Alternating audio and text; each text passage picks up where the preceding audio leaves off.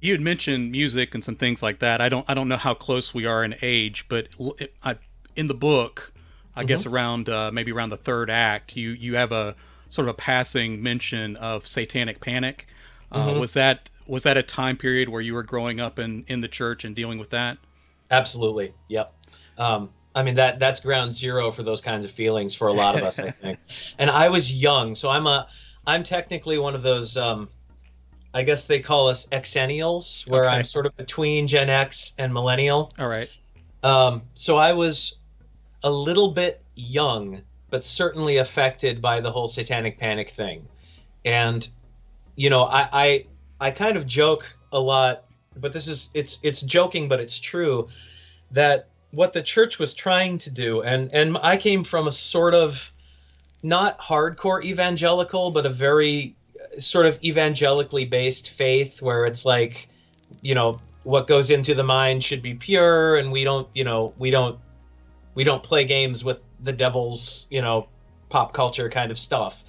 And I think that some of the books in my church library that were about like the evils of rock music or the evils of D&D or how all these other religions were cults did the opposite thing to me and made me go, this is interesting.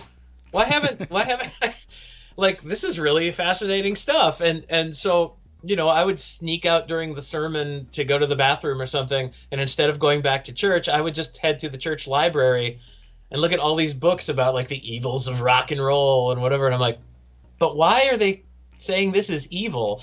And at that point, some of these books were so dated that they were talking about stuff that was 10 or 15 years out of date at least. And I'm like, that's evil? Really? Those old guys?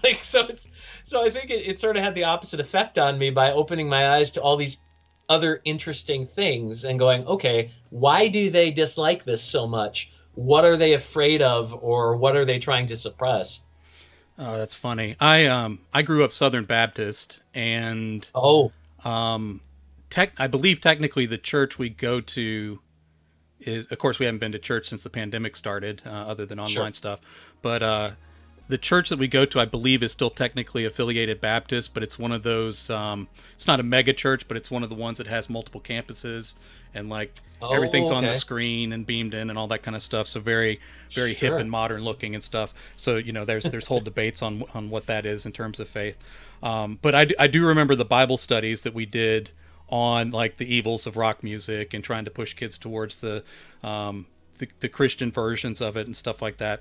But Sure. again, like the stuff was dated, so there's a huge difference between heavy metal, say at the very beginning of the '80s, and then like toward the end. So the whole time I'm watching, I'm like, whoa, I've never heard of that band. I may need to check them out or something. But Yep. but it was all these older dated bands, that just happened to have terrible things on their album covers or whatever that made for Right. made for good Right. slides and stuff.